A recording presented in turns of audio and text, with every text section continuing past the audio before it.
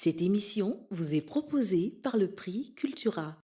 La postulation de la Renaissance africaine est une vision audacieuse et inspirante qui en appelle à la resurgence et au renouveau de l'Afrique sur tous les plans, politiques, culturels, économiques, scientifiques.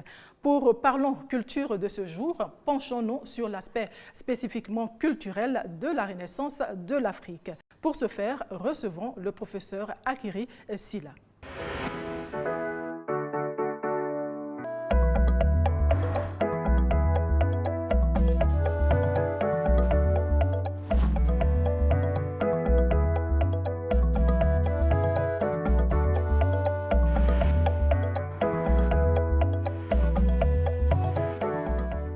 Professeur Akiri Sila, enseignant-chercheur atypique à l'Université Félix Houphouët-Boigny, est bien plus qu'un universitaire, il est surtout un fervent défenseur de la richesse culturelle de l'Afrique et un héros de la renaissance de sa civilisation multimillénaire. Son véritable apport réside dans l'appel à la réafricanisation des Africains par la restauration de leur identité culturelle flouée. Par ses conférences inspirantes, il offre aux Africains les clés pour redécouvrir leur patrimoine spolié et pour construire un avenir prometteur. Ses écrits tels que Abscons du discours obscur et Poétique du rebelle, Regard sur l'esthétique et l'éthique de l'insoumission sont des manifestes de sa quête de vérité et de son engagement envers l'optimisation de la gouvernance en Afrique. Akiri Sila incarne la puissance de la connaissance au service de la renaissance africaine.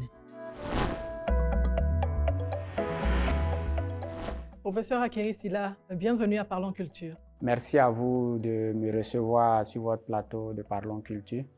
Alors dites-nous, qu'est-ce que la postulation de la Renaissance africaine en des termes, bien sûr, patrimoine culturel africain? Le terme postulation est un terme juridique qui nous vient des hommes de droit. Et la version que vous donnez dans l'expression a été prise des ecclésiastiques. Et quand vous avez un saint qui doit être canonisé, on fait une enquête et il y a quelqu'un qui défend la canonisation du saint. Et ce personnage-là s'appelle dans le droit canon le postulator. Et c'est lui qui est le défenseur, si on veut dire, de la prestation. Et donc nous, quand nous utilisons ces termes, c'est pour nous mettre dans cette posture-là. Nous devons défendre la culture africaine parce que cette culture-là est la matrice de ce que nous sommes. Et donc, comme c'est un acte de foi, nous avons utilisé le terme du droit canonique pour construire notre expression. Alors, quelle est pour nous la nécessité en tant qu'Africains de réafricaniser les Africains? C'est une question qui est vitale pour nous. Si vous regardez l'Afrique aujourd'hui, nous avons tous les éléments qu'il faut au rang qui est le nôtre, c'est-à-dire celui de fils aîné de la planète. Qu'est-ce qu'il faut à un peuple pour qu'il joue un rôle décisif dans l'histoire et dans la vie de l'humanité? Il faut 4 choses. D'abord, vous avez obligation d'avoir des ressources, ce qu'on appelle les matières premières. L'Afrique n'en manque pas. Le continent regorge de matières premières. Le deuxième élément dont vous avez besoin, c'est des sources d'énergie. Vous devez avoir de l'énergie. Si vous n'avez pas d'énergie, vous ne pouvez pas vous développer. Le troisième élément, ce sont des hommes. Vous avez besoin de bras. Donc, il faut que vous soyez nombreux. Aujourd'hui, l'Afrique a 1 milliard et quelques d'habitants. Nous courons allègrement vers les 2 milliards à l'horizon 2030-2050. C'est une bonne chose. La seule chose qui nous manque, c'est le leadership, c'est-à-dire la vision. C'est la vision qui nous donne cet objectif et qui nous permet de savoir que voici l'orientation que nous venons de donner à notre continent. Et voici le modèle que nous voulons proposer à l'humanité. Parce que votre émission s'appelle bien Parlons Culture. Mais la culture, qu'est-ce que c'est? J'ai défini la culture dans des travaux antérieurs comme une manière d'être humain. La manière d'être humain européenne n'est pas la manière d'être humain asiatique, qui est encore moins la manière d'être humain africain. Et donc, il faut revenir à nous-mêmes. C'est pour ça qu'il est vital de nous réafricaniser. Sinon, nous allons être comme des feuilles au vent en suivant les mouvements des uns et des autres. Professeur Akiri Sila, qu'est-ce qu'il faut faire de manière concrète pour réafricaniser les Africains? Concrètement, la culture, c'est trois choses. D'abord la langue, ensuite la spiritualité et puis enfin l'histoire. Donc concrètement, pour africaniser, réafricaniser les Africains, il faut leur réapprendre leur langue. Nous devons parler nos langues. En parlant nos langues, nous nous mettons à disposition 200 000 ans, 300 000 ans d'histoire et de savoir que nos ancêtres ont accumulé dans ces langues-là. Et la langue indique une organisation du cerveau. On n'a pas trop souvent conscience de ça. Le fait de parler comme première langue une langue européenne ou une langue africaine, ça ne forme pas le même cerveau. Et donc ça, c'est le premier point. En reparlant nos langues, en les utilisant de manière, je vais dire, officielle, c'est-à-dire qu'il faut les utiliser à un niveau supérieur où ils deviennent des langues de culture, pour ne pas dire qu'ils redeviennent. Non, ces langues sont encore vivantes. Par exemple, moi, je suis malinké, je suis baoulé. Les deux langues-là existent encore, sont utilisées au plus haut niveau. Mais sauf que ce ne sont pas des langues qui sont utilisées par des États. Non, restons sur les langues. En Côte d'Ivoire, nous avons plus de 60 langues. Non, ça, c'est une erreur qu'il faut corriger. Et je m'attelle à corriger ça. L'ouvrage sur lequel les gens s'appuient pour dire ça, c'est un ouvrage qui a été écrit par, le gouverneur de la Fosse. Et il parlait de 3 pays. Il parlait du Libéria, de la Côte d'Ivoire et du sud du Soudan, c'est-à-dire le Mali actuel. Et c'est là qu'il a parlé des 60 langues et quelques. Mais quand vous allez dans chacun de ces pays, vous allez au Burkina, ils disent qu'ils ont 60 langues. Vous allez en Côte d'Ivoire, ils disent qu'ils ont 60 langues. Vous allez au Mali, ils vont dire qu'ils ont 60 langues. Vous tous, vous ne pouvez pas avoir 60 langues, ce n'est pas exact. En fait, nous n'avons pas 60 langues. Nous avons au maximum 5 ou 6 dialectes, parce que c'est la même langue que nous parlons. Et donc ça, c'est le premier élément. Il faut parler la langue aux enfants, il faut qu'ils apprennent la langue. Et puis, nos grands-parents, qui sont les exemples que nous pouvons voir sur ce côté, ils étaient quasiment tous polyglottes, parce que c'est la même langue. Donc, ce n'était pas compliqué pour eux de parler Agni et en même temps Gouro. C'est facile. Quand vous avez une langue que vous parlez déjà, pour acquérir les autres variétés dialectales voisines, il n'y a pas de difficulté particulière. D'accord. Donc, on parle des langues pour réafricaniser les Africains. Voilà. Ensuite, la spiritualité. Parce que les ancêtres ont proposé des manières de se nouer avec l'invisible. Et ça, c'est fondamental pour un peuple, son rapport à l'invisible. Et donc, cette spiritualité-là est une spiritualité qui est aujourd'hui galvaudée, décriée. On dit oui, c'est les fétiches et autres. Bon, on se laisse, c'est ce que j'ai dit au début de notre entretien. Il ne faut pas se laisser intimider par les mots, se laisser emprisonner par les mots. C'est quoi un fétiche? Ce n'est qu'un simple mot portugais qui veut dire féticio, ce qui est factice, qui est fabriqué. Il parlait des statues et autres. C'est simplement ce que ça veut dire. Et ce qui est grave, c'est que ceux qui prennent les décisions en Afrique aujourd'hui sont en majorité dans cette situation-là. Donc ça fait qu'ils ne sont pas efficaces en fait.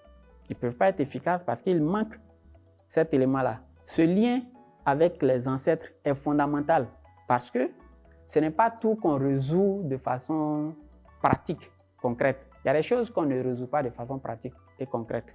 Et là, il faut que l'invisible intervienne.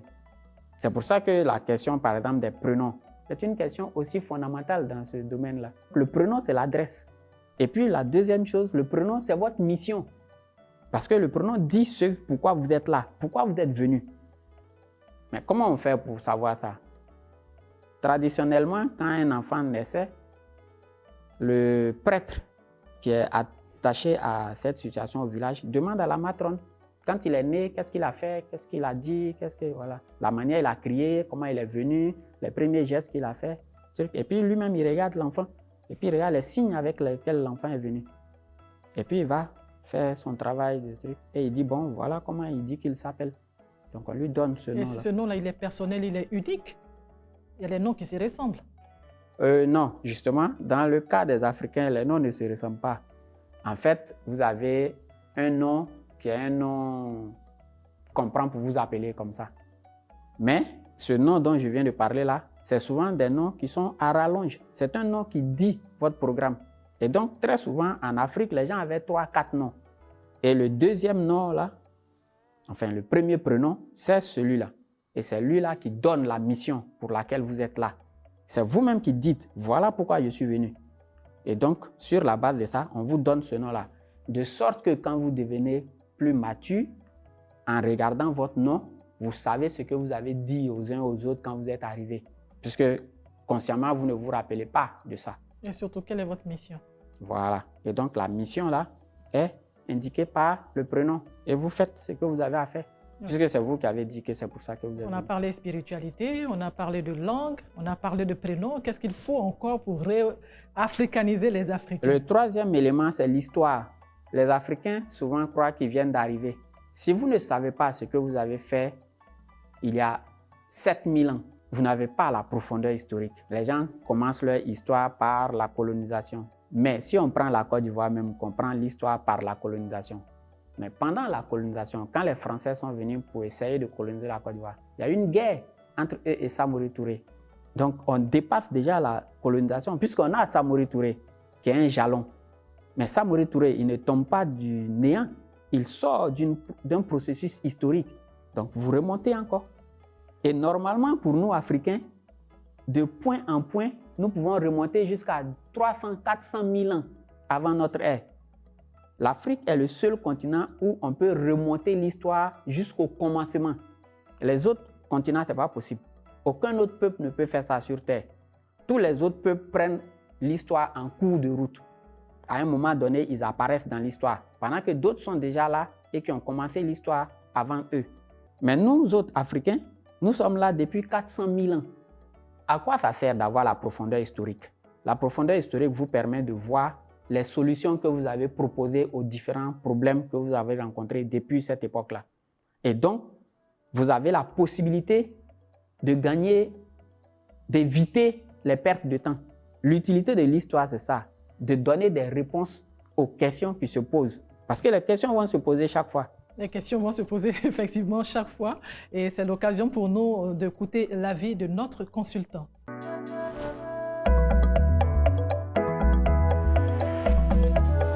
Bonjour madame, merci. Je suis Boa Timele Ramsès, professeur de philosophie à l'université Félix Houphouët-Boigny à Abidjan-Cocody. Mes centres d'intérêt sont la philosophie des cultures et des civilisations africaines. Vous me posez la question, quelle est la nécessité de la Renaissance africaine? La Renaissance africaine n'est pas nécessaire dans ce sens parce que d'abord il s'agit de l'homme, il s'agit de culture, il s'agit des civilisations, et il s'agit donc de la liberté. Il n'y a aucune nécessité dans les choses. Et le penser d'ailleurs, c'est se retrouver dans une position attentiste, croiser les bras et en se disant oui, notre tour va arriver, la Renaissance africaine est une nécessité, nous ne faisons aucun effort, elle va se passer.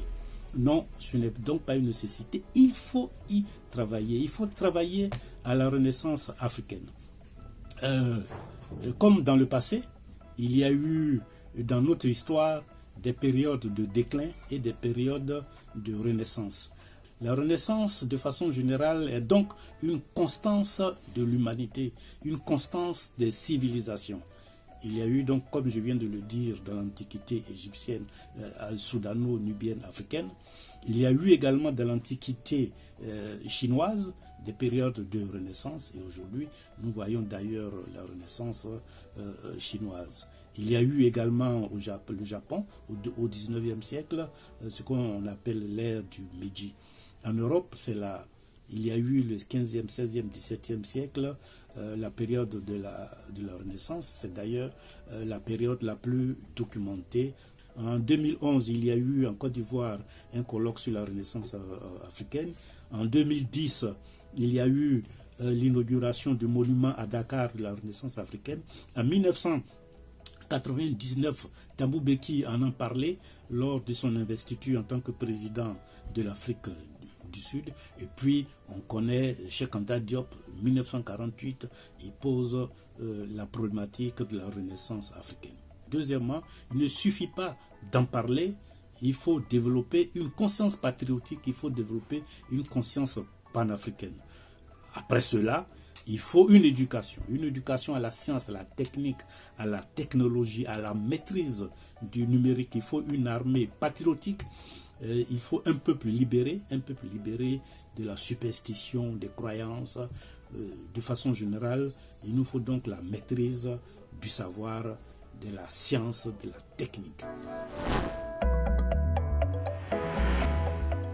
Professeur Akiri Sylla, vous êtes tellement convaincu que les Africains ont besoin d'être réafricanisés que je suis curieux de savoir d'où est-ce que vous tenez cette conviction-là. Du quotidien. Par exemple, nos jeunes gens d'aujourd'hui, ils se targuent de parler anglais et de manger au McDo. Mais vous n'êtes pas l'anglais que vous parlez et vous n'êtes pas le McDo que vous mangez. C'est ce qui fait que les Africains aujourd'hui sont comme des feuilles mortes au vent. Si vous voyez nos confrontations avec d'autres, ou même avec nous-mêmes par rapport aux défis que nous devons relever, les Africains ne sont pas solides.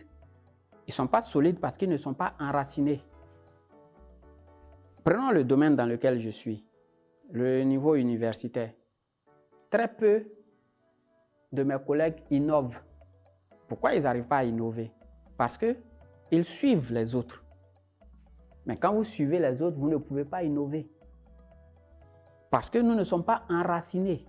N'étant pas enracinés, nous ne sommes pas vivifiés par la sève de l'Afrique. Tous les travaux que je suis en train de faire, les conférences et autres, les ouvrages sur lesquels je suis en train de travailler, viennent de cette africanité. Par exemple, quand je prends les poids à peser lors des Akans, j'étudie cet élément parce que je me suis reconnecté avec les hiéroglyphes.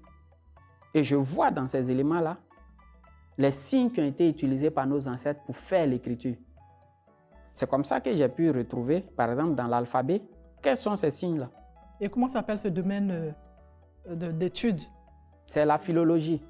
La philologie étudie les textes anciens.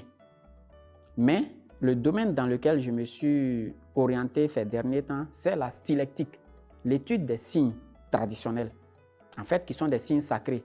C'est ce qui va donner ce qu'on va appeler plus tard les hiéroglyphes.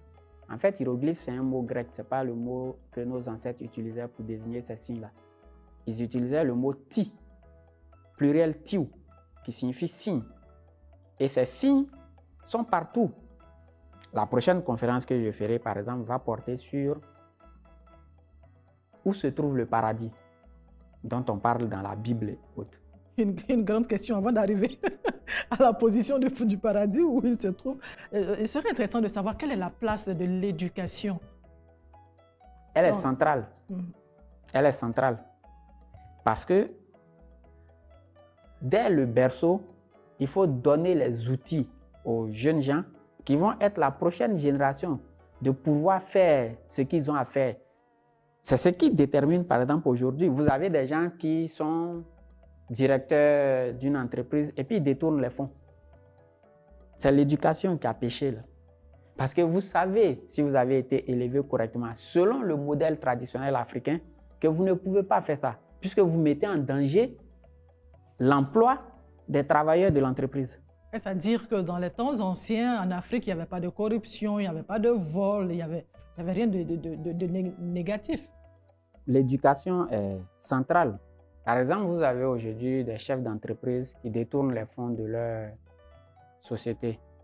Si c'était dans l'ancien temps qu'ils avaient été éduqués selon le modèle traditionnel, ils n'auraient pas pu faire ça.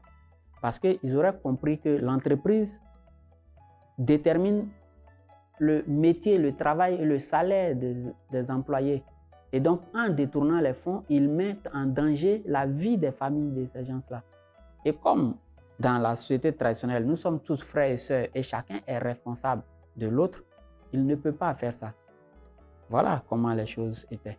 Ça dit, professeur, que dans les temps anciens, tout était beau, tout était correct, il n'y avait pas de crime, il n'y avait pas de corruption, il n'y avait pas d'assassinat. Tout était beau. On ne peut pas dire ça. Nous sommes des humains. Donc il y avait des crimes, il y avait des vols. Sauf que le nombre était très réduit comparativement à aujourd'hui. Et puis, il y avait des systèmes dans lesquels les gens étaient. Par exemple, le royaume du Bénin, au Nigeria. Les premiers Européens qui sont arrivés, ils ont laissé dans leur documentation. Il y avait, par exemple, un puits, qui était un puits qui appartenait au roi.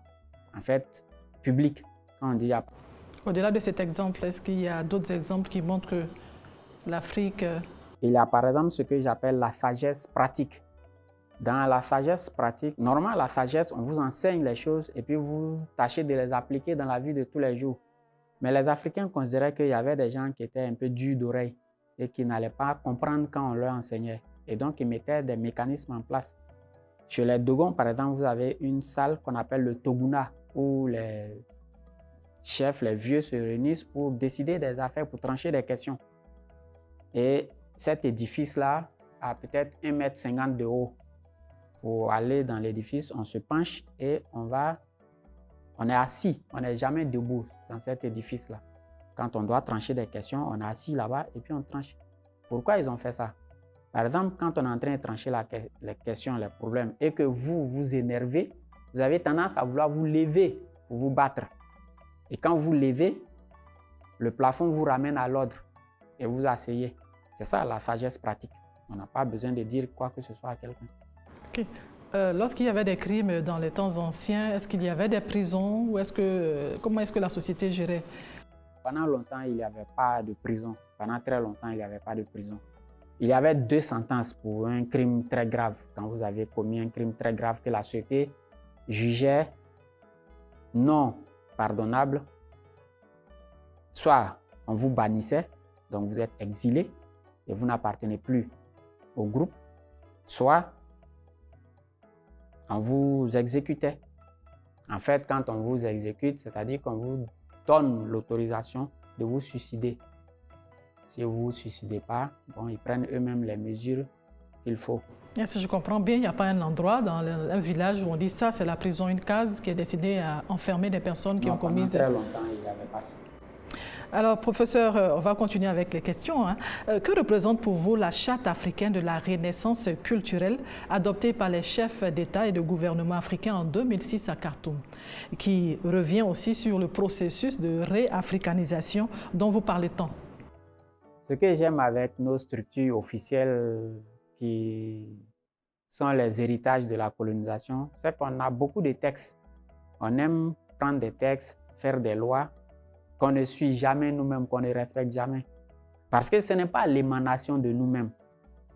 Je suis au courant de l'existence de cette charte, comme nous tous d'ailleurs. Mais dites-moi, vous faites Parlons Culture, vous êtes dans ce domaine depuis un bout de temps assez conséquent. Quelles sont les actions qui ont été menées dans le cadre de cette charte? Moi, je m'apprête à vous poser la question. Certainement qu'on connaît, c'est parce que vous êtes membre de cette structure, certainement que vous en parlez aussi aisément. Il n'y en a quasiment pas. C'est ça le souci. On attend par exemple que les autres financent ce que nous allons faire. Ça. On veut que les bailleurs, comme on dit, viennent nous donner les fonds nécessaires pour mettre en place notre programme. Et qu'est-ce que vous faites en tant qu'enseignant, en tant que partisan de la réafricanisation des Africains? Qu'est-ce que vous faites de manière concrète pour véhiculer cette information et puis permettre aux populations d'y adhérer? Par exemple, depuis bientôt 1 an, je donne des conférences. Chaque mois, j'essaie d'avoir une conférence au moins. Et à l'occasion de ces conférences-là, j'essaie de mettre à disposition des Africains les outils, puisque je ne peux pas leur demander de se réafricaniser sans leur donner les éléments à partir desquels ils vont se réafricaniser. Et donc, il est de ma tâche de donner ces éléments-là. Et depuis bientôt 1 an, je le fais. Je fais des conférences où je montre les éléments sur la base desquels la réafricanisation est possible et se fera. D'accord. En tout cas, merci beaucoup. Nous allons passer à présent à une des rubriques de cette émission Parlons Culture, la calebasse.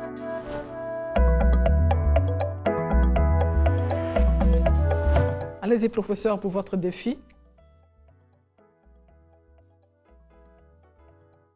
Vous pouvez le lire. Déclamez un poème de votre choix. Bon, ça, c'est facile. Ah, allez-y donc. Comme je dis qu'il faut réafricaniser les Africains, je vais déclamer un poème de mon cru, mais en mandingue. Mogoda ube, kunutora. Bi mogoda ube, kunutora. Una sinisorodi. Ba o sinisrabe, kunu le fait. Ce qui veut dire, il existe certaines personnes qui n'ont pas d'hier. Des gens d'aujourd'hui n'ont pas d'hier.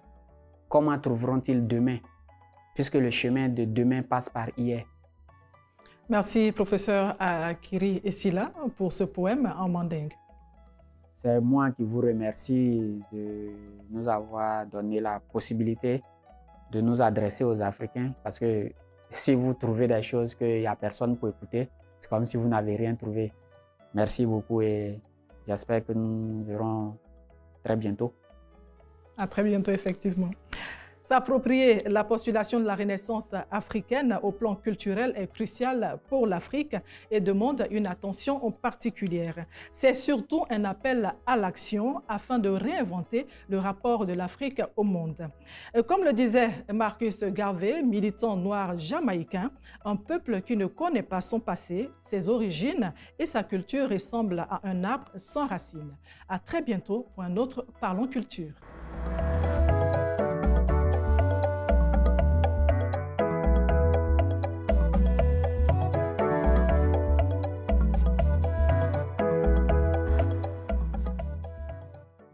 Cette émission vous a été proposée par le prix Cultura.